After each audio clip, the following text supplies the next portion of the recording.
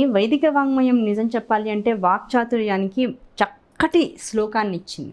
28 times ఆ ఒక్క శ్లోకాన్ని కనుక చదివేసేసుకోగలిగినట్లయితే దానివల్ల మీ డే అంతా ఎంత ఎనర్జైజ్ అవుతుందో, వాళ్ళు ఎంచుకున్నటువంటి ఆ వృత్తిలో విశేషమైనటువంటి ప్రజ్ఞని, అలాగే మెప్పుకోలుని, అలాగే వాళ్ళు ఉన్నటువంటి స్థాయిని బాగా ఉచ్చస్థితికి తీసుకువెళ్ళడానికి, డెవలప్ అవడానికి కావాల్సిన స్థితిగతుల్ని పొందాలంటే మాత్రం 2 లైన్స్ శ్లోక మీకు 28 టైమ్స్ చదివేటప్పటికల్లా గట్టిగా 20 మినిట్స్లో లేకపోతే 15 మినిట్స్లో నోటికి బాగా వస్తే అయిపోతుంది.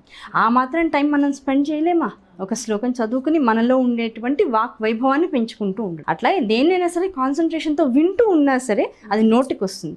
అది వింటూ నోటితో అంటూ కనుక మనం ఒక 28 టైమ్స్ ఉన్నామంటే డెఫినెట్గా ఎవ్రీబడి విల్ గెట్ సక్సెస్. ఎలా అంటే ముందు మనస్సు మాటతో అవతల వాళ్ళని కట్టిపెట్టేస్తాం. ఆ శ్లోక అశేష వాగ్జాఢ్య, అందులోనే మీకు తెలిసిపోతుంది. ఆ శ్లోకం చదువుతూ ఉంటేనే మనకు తెలిసిపోతుంటుంది. అశేష వాగ్జాఢ్య మలాపహారిణి నవం నవం స్పష్ట సువాక్ప్రదాయిని మమైహి జిహ్వాగ్ర సురంగనర్తకి భవప్రసన్న వదనేచ మే శ్రీహి అనేటువంటి శ్లోకం. ఈ ఒక్క శ్లోకాన్ని కనుక పట్టుకుంటే అమ్మవారు ఎలా ఉంటుందిట, ఆ జిహ్వాగ్రం మీద ఉరకలు పెడుతున్నటువంటి నదిలాగా ప్రవహిస్తూ ఉంటుందిట.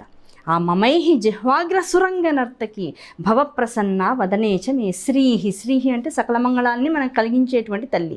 వదనేచ మే శ్రీ, ఈ వదనంలో ఉండేటువంటి ఆ వచనము, ఆ మాట అనేటువంటి దాన్ని ప్రోత్సహిస్తూ మన నోటి యందు తాను నిలుస్తూ మాట్లాడేటువంటి ప్రతి మాటను ఎదుటి వాళ్ళ యొక్క మనస్సులను తాకేటువంటి విధంగా చేస్తూ, ఆ మాటలో తెలియకుండా కొన్ని దోషాలు దొర్లినా ఆ దోషముని తానే సరిచేసి ఎదుటి వాళ్ళకి అది సరైనటువంటి పదంగా వినపడేటట్లుగా చేసేటువంటి ప్రజ్ఞ అమ్మవారి అనుగ్రహం ఉంటే తప్పనిసరిగా ప్రతి వాళ్ళకి కలుగుతుంది. కనుక ఈ ఒక్క శ్లోకాన్ని అశేష వాగ్జాఢ్యమలాపహారిని నవం నవం స్పష్ట సువాక్ప్రదాయిని మమైహి జిహ్వాగ్ర సురంగనర్తకి భవప్రసన్న వదనేచ మే శ్రీ.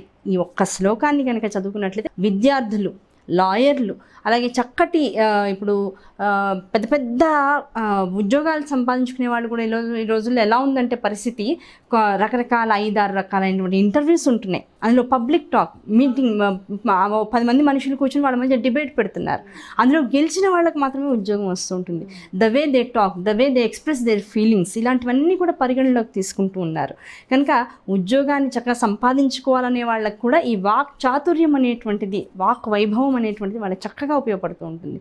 ఈ వాక్ వైభవము మాట్లాడేటువంటి విధానంలో వచ్చేటువంటి చక్కటి పరిణతిని కనుక ప్రతి వాళ్ళు అనుభవిస్తే వాళ్ళు ఏ ఫీల్డ్లో ఉన్నా పైకి వస్తారు. కనుక ఈ ఒక్క శ్లోకాన్ని కొన్నాళ్ల పాటు కనుక చక్కగా చదువుకుంటూ ఇంకా ఇంకా ఇంకా ఇంకా మనకి ఆ వాక్ వైభవం అనేటువంటిది అమ్మవారి అనుగ్రహం వల్ల లభిస్తూ ఉంటుంది.